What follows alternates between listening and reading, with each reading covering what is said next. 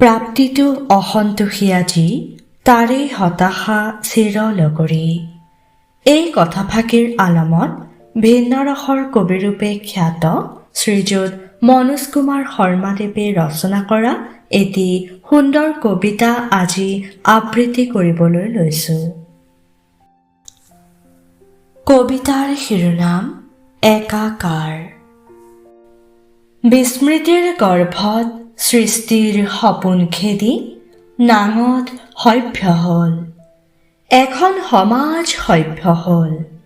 পলসুৱা সেউজ তৰাৰ আৱেশত ধূলিয়ৰিত সেউজ গজিল। আধুনিকতাৰ জ্যোতিত জ্যোতিৰ্ময় হ'ল ন পুৰণি পোৱা নোপোৱা সকলো। সেউজে সামৰি ল'লে চৌদিশ, উৰ্বৰা হ'ল সমস্তই। এতিয়া ন পুৰণি ওখ চাপৰ সকলো একাকাৰ। প্ৰাপ্তিটো অসন্তোষীয়া যি তাৰেই হতাশা চিৰলগৰী। ধন্যবাদ।